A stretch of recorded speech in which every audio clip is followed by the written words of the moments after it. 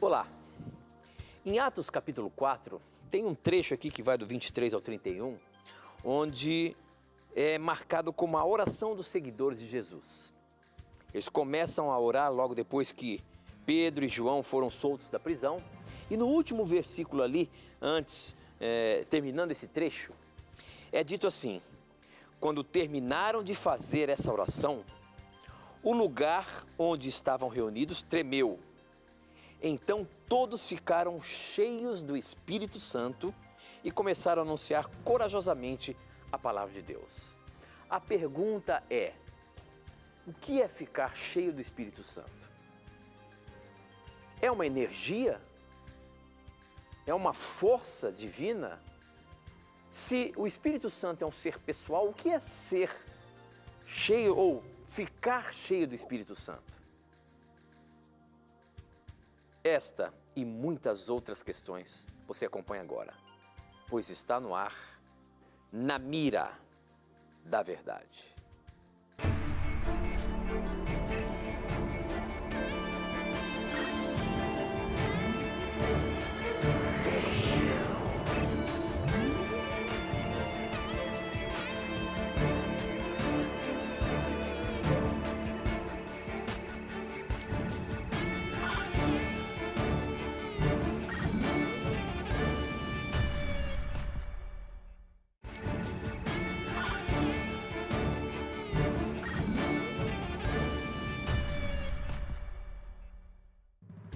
Olá, seja muito bem-vindo. Estamos começando mais um programa Na Mira da Verdade. Como você já sabe, a partir de agora já estamos conectados com o Brasil e o mundo através da internet, da TV Novo Tempo espalhada pelo nosso país. É muito bom ter você aqui juntinho da gente e mais uma vez vamos aprender um pouco mais desse livro sagrado que eu costumo dizer que é o nosso manual de sobrevivência.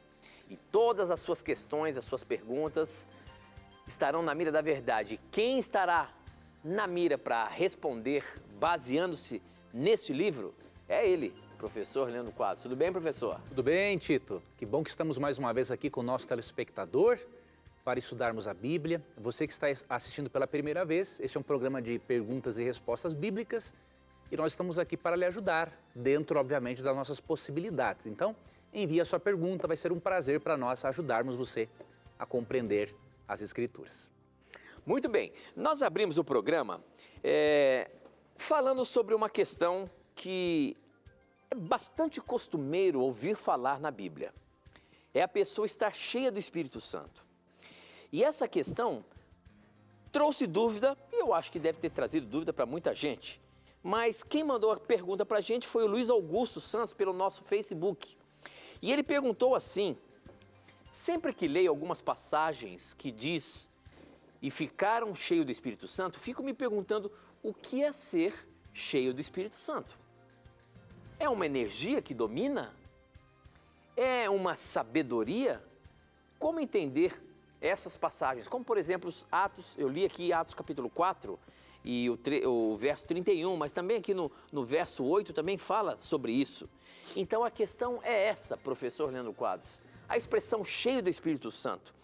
Uma vez que a gente fala aqui que o Espírito Santo é um ser pessoal, o que significa então? O que é ser cheio do Espírito Santo?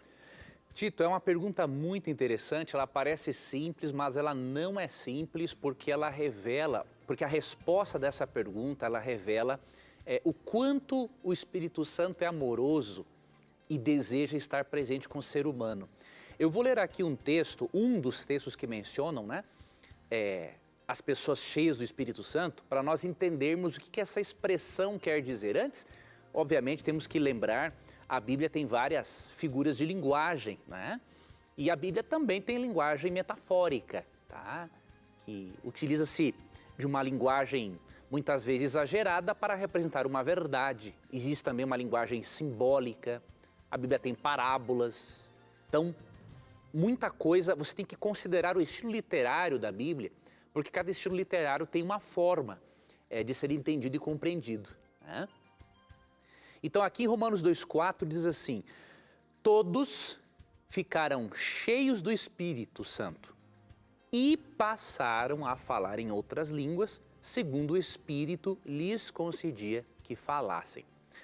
Neste caso aqui, discípulos de Cristo, na festa do Pentecostes, receberam o Espírito Santo para falarem em línguas, né, nos idiomas dos vários judeus que haviam sido e outros povos dispersos ao redor, para longe de Jerusalém. E aí eles receberam o Espírito Santo para falar esses outros idiomas. E aqui usa a expressão que ele diz que eles ficaram cheios. E como consequência desse ficar cheio do Espírito, essas pessoas falaram em outras línguas. Então o que você percebe aqui? Que ser cheio do Espírito é você ficar dominado pela influência dele, né? Eles foram tão influenciados pelo Espírito Santo aqui, que eles foram capazes de falarem em outros idiomas de uma forma sobrenatural, porque eles nem haviam estudado ou aprendido esses idiomas, né? Então, ser cheio do Espírito é você ficar totalmente dominado pela influência dele, né? Então, por isso, por exemplo, Paulo diz em Efésios 5,18, né? Até vou ler esse texto, porque esse texto ele é interessante, porque muitos cristãos pensam, né, que pelo fato de Deus tolerar que autores bíblicos bebessem, e Deus tolerou mais de um tipo de erro, porque Deus é misericordioso, ele entende as limitações das pessoas, mas ele vai tolerando ao mesmo tempo que ele vai o quê? Reeducando, não é? O estilo de vida dos seus filhos. Então, por um tempo, Deus tolerou, né, a bebida alcoólica, tolerou a poligamia, mas Deus nunca aprovou essas coisas. E ele foi o quê? Reeducando o seu povo para que deixassem dessas práticas de lado, né? Então, você não vê uma permissão de Deus, você vê uma tolerância com a limitação do indivíduo e Deus o transformando para ele se tornar uma pessoa melhor, tá? E aí, Efésios 5,18 é um texto, por que eu estou dizendo isso? Esse texto mostra que você não pode, né, ser cheio do Espírito Santo e da bebida ao mesmo tempo, né? O cérebro, lógico, mesmo que uma pessoa esteja embriagada, o Espírito Santo atua nela para convencê-la do pecado, da justiça, do juízo e para mostrar a ela que Jesus é o Salvador. Só que uma pessoa embriagada, ela tem menos influência do Espírito, porque não dá para coabitar as duas, assim, o Espírito Santo coabitar junto com o álcool ao mesmo tempo, né? Porque o álcool, ele tira a sua sensibilidade, ele deixa a sua mente entorpecida, né? Então, o que diz Efésios 5,18? Diz o seguinte, eu abri em Gálatas aqui. Vamos, Efésios 5,18, que é o texto que diz assim, ó. E não vos embriagueis com vinho, no qual há dissolução, mas enchei-vos do Espírito Santo. Então, veja, o que significa se embriagar com o vinho? Você se enche do vinho, ou da bebida alcoólica, né, e fica totalmente influenciado por ela. Então, ser cheio do Espírito Santo é você ser pleno da presença dele e você ser totalmente influenciado por ele. Tá, aqui o texto fala, ó, você, ao invés de se embriagar, entre aspas, né, ao invés de se encher de bebida, encha-se do Espírito Santo. Tá? Então, se encher do Espírito Santo é isso. É você ser influenciado por ele, ser dominado pela influência dele diariamente. E interessante, quando Paulo diz, né, enchei-vos do Espírito, o que isso significa? Que não é um processo que ocorre só uma vez na vida, né? Você ser cheio do Espírito Santo é uma coisa que tem que ser diária, né? Hoje eu posso estar cheio do Espírito Santo, também eu posso estar vazio. Depende da minha comunhão com Deus, do nível da minha relação com Ele, do quanto eu leio a Bíblia, do quanto eu permito que a Bíblia me mude, do quanto eu oro, não é? Então, o desejo do Espírito Santo é habitar conosco, é nos influenciar totalmente para o bem, para tomarmos decisões melhores, né? Para agirmos melhor em relação ao próximo, para aprendermos a perdoar as pessoas, né? Então, isso que é ser cheio do Espírito Santo, você ser dominado pela influência dele. E a graça de Cristo é o que possibilita isso, né? Ali Lucas 11:13, né, Jesus fala assim, olha, se vocês que são maus sabem dar bons presentes, né, para os filhos de vocês, imagine se Deus não vai dar o Espírito Santo àqueles que pedirem para Ele. Então, se um ser humano que é pecador está disposto a dar o melhor para os seus filhos, imagine Deus que é perfeito, que é o amor em essência, né? Então, Ele está sim disposto a dar o Espírito Santo. Então, ore pela presença do Espírito Santo na sua vida sempre. Outro detalhe, o fato de a Bíblia dizer que podemos ser cheios do Espírito não quer dizer que Ele não é um ser pessoal, né? Se isso fosse assim, então nem Jesus seria um ser pessoal, porque Romanos 13:14 diz assim, revestivos de Cristo. Será que a Bíblia está dizendo que Ele é uma roupa? Óbvio que não, né? É uma forma bíblica de dizer, uma linguagem simbólica, para dizer que eu tenho que, assim como eu me visto com uma roupa, ela fica totalmente colada ao meu corpo, Cristo tem que estar colado em mim, Ele tem que fazer parte da minha vida. Isso é ser revestido de Cristo, né? Então, essa linguagem de Romanos 13:14 não indica que Ele é uma roupa. Da mesma forma, ser cheio do Espírito Santo não indica que Ele é água ou que Ele é um poder impessoal. Nada disso. Tanto que Atos 13, verso 2, apresenta o Espírito Santo como dando capacidade de falar. Uma energia, um poder impessoal não pode falar, não existe, né?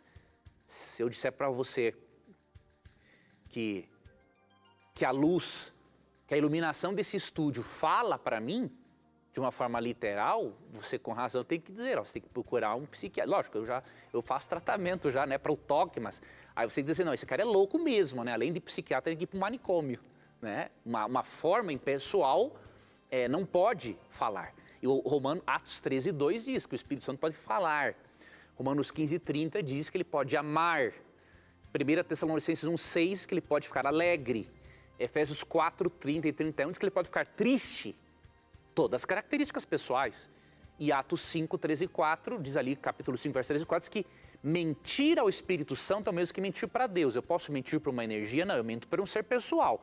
E além disso, a Bíblia diz que mentir ao Espírito Santo equivale a mentir para Deus, ou seja, Ele é Deus. E em outro texto dos muitos que existem, outro texto relevante é Mateus 12:31 e 32. Jesus diz que pode-se blasfemar contra o Espírito. Nós só podemos cometer blasfêmia contra Deus. Eu só posso ofender um ser pessoal. E blasfemar, além de ser pessoal, tem que ser Deus. Tá? Então entenda essa expressão da forma correta. E jamais pense, né, como muitos cristãos que, apesar de sinceros, estão totalmente equivocados quando dizem, então, já que eu posso ser cheio do Espírito Santo, ele não é uma pessoa, eu não posso ser cheio de uma pessoa. Isso não existe, tá? Não é assim que se estuda a Bíblia. Nós não pegamos textos isolados ou interpretamos de acordo com a nossa conveniência. A Bíblia tem que ser a sua própria intérprete. E nós temos que ter humildade para adequarmos as nossas crenças à palavra de Deus e não fazermos o contrário. Eu sei que isso não é uma coisa tão simples de se fazer, porque eu também sou ser humano, sou pecador e muitas vezes eu quero encontrar na Bíblia, né, as justificativas para aquilo que eu acredito. Mas não é esse o procedimento correto, né, e nem, diríamos assim, tão honesto intelectualmente. Você tem que ter humildade e estar disposto a permitir que o Espírito Santo mostre para você o que ele pensa acerca de certos assuntos e deixar que ele encha a sua vida da influência dele e mude a sua forma de pensar. Muito bem, professor. Para você participar do programa, você pode mandar a sua pergunta por SMS. O número é 12 981510101, eu recebo aqui na hora, ou pelas nossas redes sociais, pelo Facebook, namiradaverdade.nt, pelo Instagram, @namiradaverdade e ainda no nosso blog novotempo.com/namiradaverdade, tá bom? Essa aqui, ó, chegou aqui pelo nosso SMS. Deixa eu ver se ela está aqui, ó. Ele acabou de mandar uma outra, mas já separei, é uma anterior sua aqui. Deixa eu ver o nome dele. Não fala o nome dele aqui. A pergunta é a seguinte. Não fala o nome dele. Ele diz o seguinte: caro Tito e Leandro Quadros, eu e a minha esposa nos batizamos em uma igreja pentecostal há muitos anos. E com o passar dos anos, começamos a visualizar verdades e um amor na Igreja Adventista do Sétimo Dia. E fomos convidados a ser batizados novamente. Mas o que diz a palavra em Efésios 4, 5, 6 e 7 e 8? Há um só Deus, há uma só fé, há um só batismo. Pois quando fomos batizados, tivemos na época ciência do arrependimento para nos batizar. Como é o procedimento da Igreja Adventista do Sétimo Dia e qual a base bíblica para um rebatismo? Boa pergunta, professor. Muito boa pergunta. Como é que você se sai dessa daí? Veja, vamos primeiramente explicar brevemente o texto de Efésios 4, 5 e vou te dar uma citação, né, de Ellen White, que é cofundadora do Adventismo e também considerada profetisa por nós, né? Não como um acréscimo à Bíblia, nós queremos que ela foi uma profetisa não canônica, né? Ou seja, a Bíblia menciona vários profetas que são profetas, não tem livros na Bíblia, né? E eu vou lhe mostrar essa citação até para você apresentar, né, para a igreja, porque às vezes a igreja local pode nem ter conhecimento dessa citação, né? E essa citação ela é bem equilibrada. Eu creio que ela vai ajudar você e vai ajudar a igreja, né, a qual você está pretendendo fazer parte, tá? Então, mas antes, Efésios 4, 5, quando fala assim, ó, há um só Senhor, uma só fé e um só batismo, né? Aqui é no sentido qualitativo e não quantitativo, ou seja, há um Senhor verdadeiro, né? Há uma fé verdadeira e há um batismo verdadeiro, né? Então, há um Senhor verdadeiro, que é Cristo, há uma fé verdadeira, a fé bíblica, judaico-cristã, e um só batismo, que é o batismo por imersão. Tanto que a palavra batismo, do grego baptismo, quer dizer mergulhar, afundar, submergir. Então aqui não falam no sentido de quantidade de batismo, né? Falam no sentido de qualidade, ou seja, um batismo verdadeiro. A Bíblia não manda e também não proíbe o rebatismo. Aqui que está o detalhe. O que você vê em Atos 19, 1 a 6, esse é um texto importante de você ver, é que 12 discípulos na cidade de Éfeso, Paulo encontrou esses 12 discípulos e ele perguntou assim, vocês receberam o Espírito Santo quando creram? E eles disseram o seguinte, nós nem mesmo ouvimos falar que existe o Espírito Santo. E aí Paulo pergunta, mas no que vocês foram batizados? No batismo de João. Ou seja, eles foram batizados nas águas, foram mergulhados nas águas. Só que eles não tinham pleno conhecimento, na verdade praticamente nenhum conhecimento sobre o Espírito Santo. E aí o que Paulo fez? Ele os instruiu sobre o Espírito Santo e decidiu batizá-los para que isso marcasse a entrada deles definitivamente na igreja judaico-cristã e a partir daquele momento eles foram também batizados com o Espírito Santo. E aí receberam o dom de línguas, né, para pregar o evangelho naquela província romana da Ásia, tá? Então veja, você vê um exemplo na Bíblia, mas você não vê um mandamento para rebatizar e nem algo que proíba. Então por isso que eu creio que a postura de Ellen White, né, ela é muito equilibrada em relação ao assunto, já que a Bíblia não manda e não proíbe rebatizar. E aí eu vou ler para você, vou pegar aqui uma citação para você. Livro Evangelismo, tá? Essa é uma citação para você ler e se caso a igreja local a qual você pertence não conhece, você pode mostrar para os irmãos isso. Deixa eu ver aqui. Página... Deixa eu ver se é 613 ou 670. Eu estava falando do Espírito Santo, eu lembrei que aqui na 603, na verdade, é sobre o Espírito Santo, sobre o rebatismo. Deixa eu ver aqui o livro Evangelismo. Até no livro ele vai achar.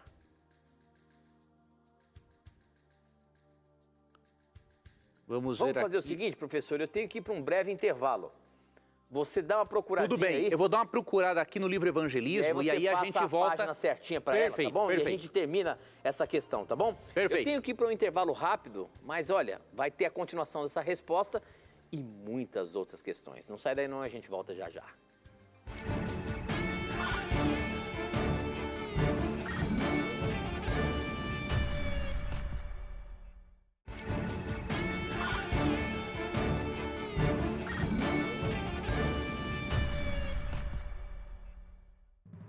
Voltamos ao nosso programa e vamos continuar respondendo aquela pergunta sobre o rebatismo. Eu achei que estava na página 613 do livro Evangelismo. Na verdade, ali fala da Trindade, né? A página é 372 a 375, tá?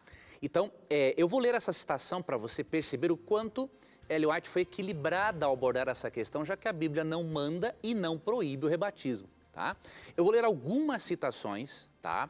Alguns parágrafos e você pode ler depois da página 372 Qual a é o 375. livro, professor? Livro Evangelismo. Evangelismo. Né? E aí você pode ler depois de uma forma mais ampla, tá bom? Para você entender. Então, primeiramente, ela diz aqui na página 373 o seguinte, ó. Eu vou ler uma das várias citações que tem aqui.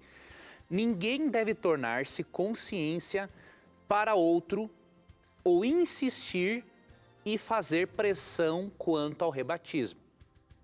Isto é um assunto em que cada indivíduo precisa conscienciosamente tomar sua atitude no temor de Deus. Outro parágrafo. O dever de insistir não pertence a ninguém senão a Deus. Dá-lhe oportunidade de operar por meio de seu Espírito Santo na mente, de modo que o indivíduo seja perfeitamente convencido e satisfeito no que respeita a esse passo avançado. Página 374. Não é tarefa de nenhum de nossos instrutores bíblicos, não é? Insistir no rebatismo de ninguém. Outra citação. Os que atentaram muito tempo para esse assunto veem-no bem claramente e pensam que todos os outros deviam ver tal como eles veem.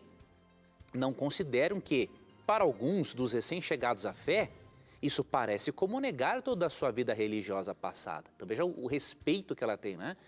E página 375, ela corrigindo alguns irmãos sobre o assunto, ó, nosso bom irmão, aí não menciona-se o nome aqui, né? E vários outros de nossos ministros, foi-me mostrado, estavam cometendo um erro em determinado ponto de sua visita, em acentuar o rebatismo e fazer dele uma prova de discipulado. Então vejam, qual é o resumo do pensamento de Ellen White? Já que a Bíblia não manda e não proíbe rebatizar, deixa que o Espírito Santo diga a você o que você deve fazer. Pode ser que o Espírito Santo fale para você assim, filho, filha, como você não tinha um pleno conhecimento da verdade, agora você conheceu novas doutrinas, eu quero que você refaça o seu casamento espiritual com Cristo. Ou ele pode dizer, não, filho, você viveu dentro dos princípios cristãos e de acordo com o conhecimento que você tinha. Então, uma profissão de fé já é o suficiente. Rebatismo não é prova de discipulado. Ok? Então, esta para mim é uma opinião muito equilibrada e eu recomendo que você leia essas páginas do livro Evangelismo, 372 a 375, e caso a igreja local não conheça essa citação, você mostra para os irmãos e com certeza, com humildade, eles vão reconhecer isso aqui e instruir você cada vez melhor, tá bom? Muito bem, professor, muito bem. Tem uma perguntinha aqui que chegou pelo nosso Instagram, você pode mandar também pelo Instagram, @namiradaverdade. Bem interessante, eu costumo dizer que essa é uma daquelas perguntas capciosas. Professor Leandro Quadros, quem mandou essa pergunta foi o Tiago, ele é de Recife e ele parabeniza a gente pelo programa sensacional. Muito obrigado, Tiago, pelo seu carinho pela Novo Tempo, pelo programa Na Mira da Verdade. E ele pergunta o seguinte: se a purificação anual do santuário, ou o dia do perdão, né, o dia do Yom Kippur, no santuário terrestre, tinha 2 bodes para a purificação, e o santuário terrestre é um modelo do santuário celestial, o que representam os 2 bodes na purificação do santuário celeste? Como é que a gente faz se cada detalhe do santuário terrestre tinha uma representação do que era o real santuário celestial, por que 2 bodes? O que representa esses 2 animais no santuário celestial ou no plano da salvação? Aqui que está um detalhe. O santuário terrestre, ele não é igual ao celestial, né? Ele é um modelo, né? Na verdade, você lê ali Êxodo 25:40, Deus fala para Moisés o seguinte, ó, construa um tabernáculo de acordo com o modelo que foi mostrado para você no monte. Então, o que Moisés viu foi uma maquete, diríamos assim. Nós não podemos dizer que o santuário terrestre é igual ao celestial. Não é igual, tá? Ele é uma maquete. Então, nós podemos entender o santuário celestial com base nesta maquete que foi construída na Terra. Agora, dizemos que é igual, nós não podemos fazer isso. Porque a Bíblia nem tem esse propósito, tá? Agora, em relação aos 2 bodes, você tem que entender uma coisa. Vários cristãos pensam, né, que os 2 bodes, ou seja, um bode para o Senhor e outro para Azazel, em Levítico 16, vários cristãos pensam que os 2 representam a Cristo, né? Por quê? Para muitos cristãos, o problema é a palavra expiação, tá? Que aparece em referência ao bode Azazel. Então, muitos cristãos pensam assim, bom, se o bode Azazel faz expiação, é óbvio que tem que representar a Cristo também, porque o único ser que expia os nossos pecados, né, que apaga, que nos perdoa dos nossos pecados, é Cristo. Em parte, esses cristãos estão corretos. Óbvio, ninguém, a não ser Cristo, pode expiar nossos pecados no sentido de nos purificar, nos perdoar, de assumir a nossa culpa por eles. É só Cristo. Isaías 53 é muito claro a respeito disso. 1 Pedro 1, 18 a 20, Apocalipse 13, 8, vários textos bíblicos. Tá? Só que tem um detalhe. O bode Azazel, quando o termo expiação é mencionado em referência a ele, nós não devemos entender esse termo com o mesmo significado que tem o primeiro bode, né, para o Senhor. Por quê? Por vários motivos. Vou apresentar 2 principais. Primeiro, na própria linguagem aqui do versículo 8, diz assim, ó, lançará sortes sobre os 2 bodes, um para o Senhor e outro para o bode emissário. A palavra emissário ali no hebraico é Azazel, tá? Então, se os 2 bodes representam a Cristo, não tem muita lógica, né, você lançar sortes. Para um representar um ministério, uma fase do ministério de Cristo e outro bode a outra fase, não tem lógica também, né? Aqui a linguagem é de antagonismo, né? Você vai lançar sortes para decidir qual bode será para o Senhor e qual bode será para Azazel. Então aqui é mais fácil de ver como um antagonismo, né? Isso aqui não é uma interpretação minha e nem da Igreja Adventista. Você vai ver outros intérpretes, tanto cristãos, protestantes, quanto judeus, que creem assim. Então muitos entendem, mesmo que a terminologia Azazel seja para muitos de forma incerta, né? Para outros eruditos, Azazel se refere a um demônio do deserto. Tá? Então o que acontece? O primeiro bode, você pode ler Levítico 16, não vou ler os versos agora, pode ler o capítulo, você vai ver que um bode entra em cena, que é o primeiro para o Senhor, e ele faz a purificação, a expiação pelos pecados das pessoas, né? E o segundo bode entra quando essa expiação pelos pecados já tinha sido feita. E aí este bode é levado vivo para o deserto. Então ele não é uma representação apropriada de Cristo, porque Cristo morreu na cruz. Então, pela linguagem de antagonismo, nós entendemos o quê? Que o termo expiação, quando fala que o bode, né, vai fazer expiação pelo santuário e tudo mais, significa que esse bode vai ser responsabilizado pelos pecados do povo. Então, o primeiro bode que representa Cristo, ele assumiu a culpa pelos pecados. Ele já purificou as pessoas dos seus pecados. Só que existe um responsável pelo pecado da humanidade, que é o pai do pecado, que é o diabo. Tá? Então, o bode Azazel, quando faz expiação, não é no sentido de nos limpar dos pecados, é no sentido de receber toda a culpa por ele ser o pai do pecado.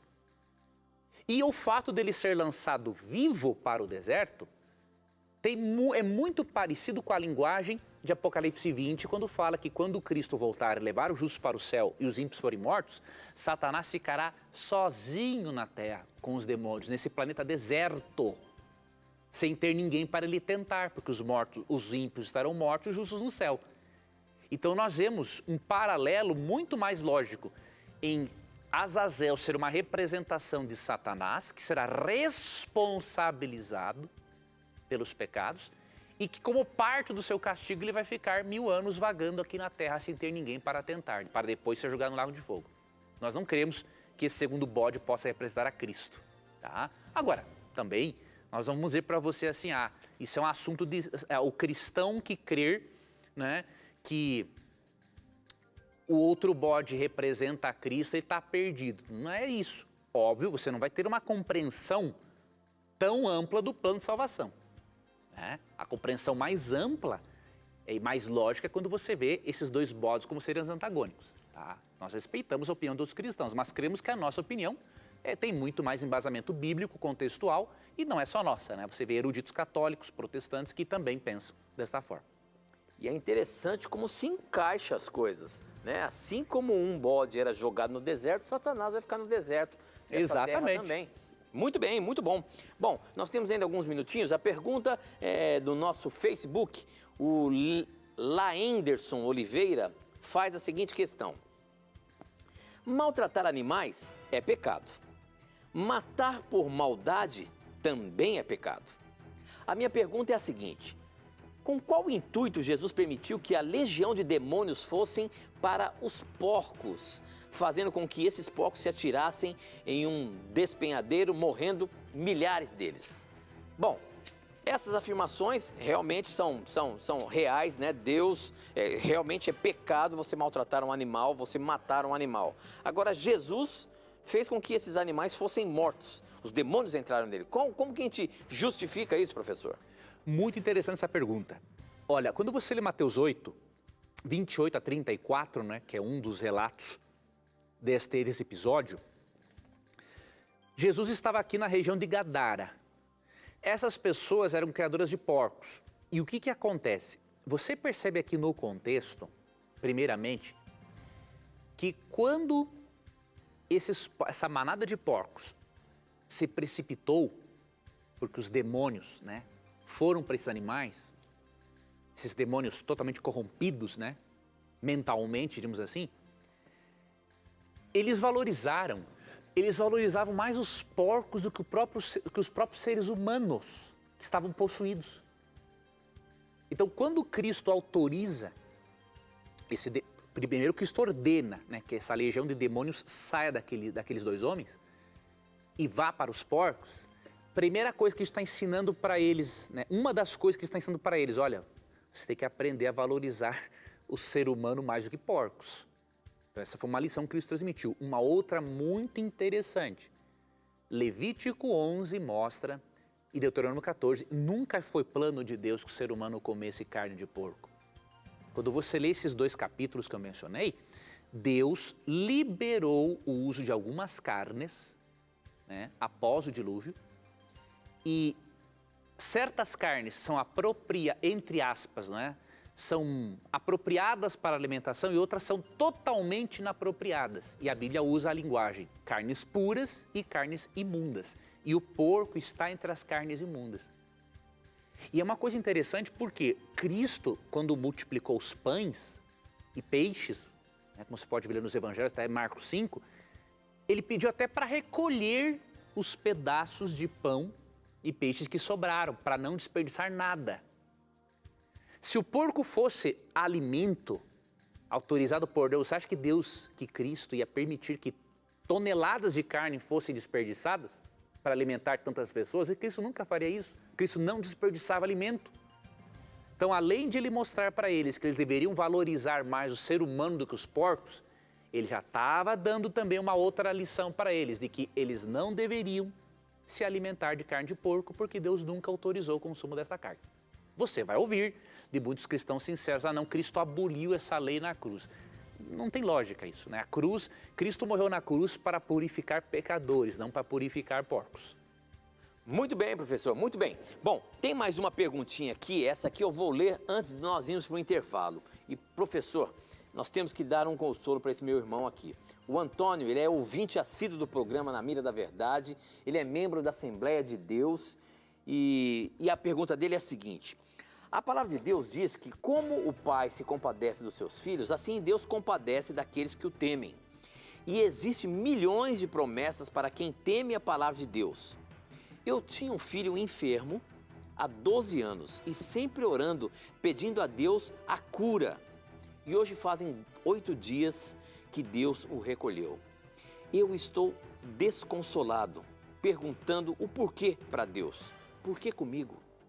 Qual a palavra de conforto que o Senhor pode me dar para que eu tenha um consolo? O que a Bíblia pode dar de consolo para esse irmão? Essa você vai ver daqui a pouquinho, depois do intervalo.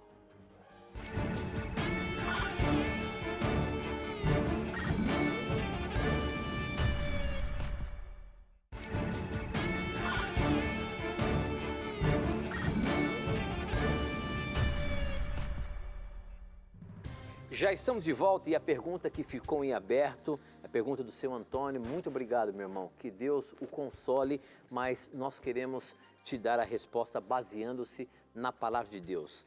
Professor, você compreendeu a questão, né? Sim. Ele é um temente a Deus, e ele diz que Deus se compadece daqueles que o temem, e existem milhões de promessas para quem teme a palavra de Deus, só que ele tinha um filhinho que há 12 anos estava doente, e há 8 dias Deus o levou.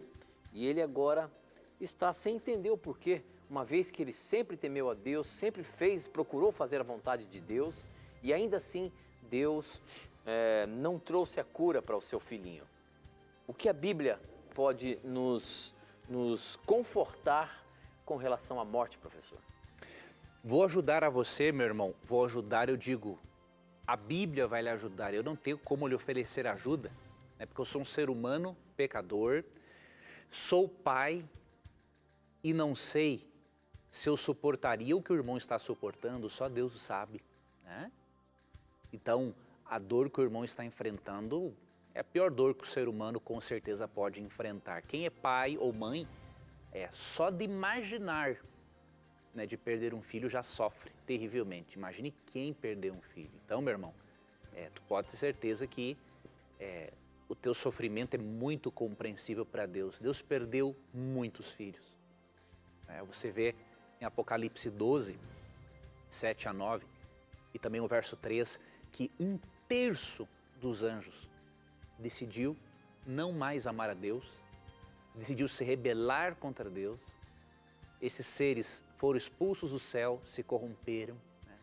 E não tem mais arrependimento no coração deles. Deus perdeu 33% dos seus filhos celestiais, diríamos assim, e nem sabemos quanto por cento da humanidade vai rejeitá-lo também. Então a dor que você está sentindo, Deus entende muito bem. E não é brincadeira isso.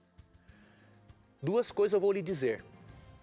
Primeiro, você não tenha vergonha, receio de chorar, né? De sentir o seu luto. Por quê? Cristo, que é o autor da vida, de acordo com Atos 3,15, ele chorou quando Lázaro, amigo dele, morreu. Aqui em João 11:35 diz assim, né? Depois que, no verso 34 fala assim, ó, verso 33 primeiro. Jesus vendo-a chorar, uma das irmãs de Lázaro, né? Bem assim os judeus que a acompanhavam, agitou-se no seu espírito e comoveu-se. E perguntou, onde o sepultaste? Eles lhe responderam, Senhor, vem e vê. Jesus chorou. Esse é o verso mais curto da Bíblia, mas também é muito profundo e significativo. Mesmo sendo autor da vida, Jesus chorou pela morte do seu amigo. Que além da tristeza que ele sentiu de ver aquilo e ver as pessoas chorando, Cristo também olhou para o futuro, né? E viu ainda quantos filhos dele, assim como o seu filho, meu irmão, passariam pela morte. Então, quando Jesus chora e ele vive este luto, ele está dizendo para você, viva o seu luto, chore, né? Isso faz parte do seu processo de recuperação e de cura, tá? Então, primeiramente, você não tenha medo de ficar triste, Não tenha medo de questionar a Deus. Você pode fazer isso de forma reverente. E se você não conseguiu fazer de forma reverente, também não tem problema, Deus lhe perdoa. Deus entende a sua dor. Então, viva, meu irmão, o seu luto. Não segure, tá? Viva o seu luto. Outra dica que eu lhe dou, não é nem uma falta de fé, né? Você buscar uma ajuda de um bom psicólogo cristão para você trabalhar esse luto, tá? A ciência da psicologia foi criada por Deus. Óbvio que alguns seres humanos distorceram, né? Porque tiraram Deus da psicologia. Mas eu gosto muito daquele livro de Mark Baker, né? Que ele escreveu, Jesus, o maior psicólogo que já existiu. Não precisa. E nem deve se tirar Deus da psicologia, né? Quem o faz, infelizmente, faz uma psicologia bem limitada.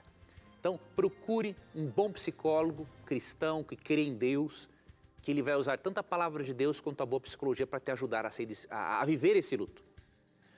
E a outra coisa que eu lhe digo, meu irmão, a morte do seu filho é só um até logo, ela não é para sempre. Né? João 11:25, um texto que você conhece bem, mas eu vou ler para você, porque agora ele tem um significado maior para você. Jesus fala assim, ó, eu sou a ressurreição e a vida. Quem crê em mim, ainda que morra, viverá. Então a morte é só um até logo. Né? Quando o Senhor Jesus voltar, e as profecias bíblicas indicam que a volta dele está próxima, nós não sabemos quando, mas a proximidade você pode ver nas profecias cumpridas e que estão se cumprindo, você vai ver o seu filho novamente. 1 Tessalonicenses 4, 13 a 18. Leia esse texto. O verso 18 até diz assim, ó, consolai-vos uns aos outros com estas palavras, ou seja, com a doutrina da ressurreição. Apegue-se, meu irmão, à doutrina da ressurreição. Né? Não só tenha esperança, tenha certeza, tá? Porque Deus, Ele existe e Ele garante a ressurreição do seu filho. Tá? Então, viva o seu luto, fale com um bom psicólogo cristão, desabafe com amigos de confiança e apegue-se à esperança da ressurreição. A certeza, na verdade, da ressurreição. Não posso te dar muitas explicações, irmão, porque eu não tenho as respostas. Eu tenho parte das respostas daquilo que a Bíblia me revela. Então, uma vez Paulo, em 2 Coríntios 12, ele pediu para Deus assim, olha, eu orei para Deus, né, dos versos 7 em diante, para tirar um espinho da minha carne, para me tirar esse problema que eu tenho, possivelmente uma enfermidade, né? Aí Deus falou assim, Paulo, a minha graça te basta. Então Deus, com seus olhos da onisciência, ele viu que Paulo, se fosse curado daquele problema que ele tinha, Paulo iria se afastar de Deus e ia perder a salvação. Então Deus fica num, entre aspas, dilema muitas vezes. Não porque ele não é soberano, é porque ele respeita o livre-arbítrio de suas criaturas. Então, há pessoas, e a escritora Ellen White falou isso, e eu gosto muito da citação dela, ela diz assim que quando se aproximar o tempo do fim, muitos filhos de Deus, ele vai permitir que descansem o sono da morte, porque eles não suportariam os eventos finais que estariam para acontecer no mundo. Então eu tenho parte das respostas para lhe dar, não todas, mas eu posso lhe garantir, meu irmão, Cristo entende a sua dor e a morte do seu filho é só um até logo. Tá? Não creia que isso é definitivo, porque a existência de Jesus Cristo é a certeza da vida eterna do crente. Como Ellen White diz no Desejar Todas as Nações, a divindade de Cristo é a certeza de vida eterna para o crente. Então, se Cristo é Deus, Ele existiu, Ele ressuscitou, está no céu, pode ter certeza.